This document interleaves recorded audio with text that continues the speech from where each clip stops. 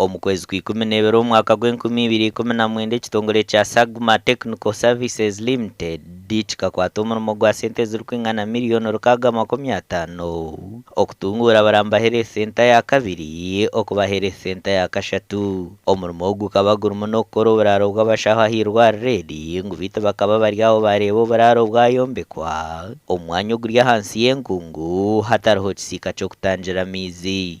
Kandi omu kwezi kwa 12 omwaka gw'2021 Kabale omushaho wabire nakora ah'irwariro eri akaterera yagwa yafeeraho kandi kwiha obwo abashaho batwire nibakorera omu kwerarikirira. Kiterikirize munonga akuba waranga omuntu oratura hihi nabona baratura saidi yifwe enjara yeragwa amagaragara gajya hakangara tete yahaka hashumira umurundi gumwe hashuma munonga.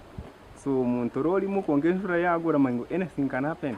Aba staff abandi basigireho bona bino bwoba ngo eshaha yona cyasa kwija ikikungu kibatere nabo bafwe. So nandashaba Kabale district local government kureba ngo yataho buryo kureba ngo bayombeka rutina horo. Abwo kuba enje yo higuru neza kwirima kandi eriza kwirimara irwariro ryona rigende.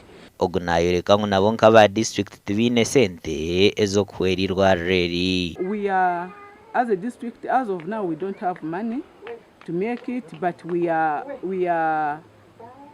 planning to have that money to put it in the budget to see that we can maintain that health center free. Irwariro rya Buramba Health Center ya kashatu niruhwera abantu abari hagati ya 50 kuza hari nkaga buri izooba kandi ryina abashaho 15. Gasha kwa Job namanya.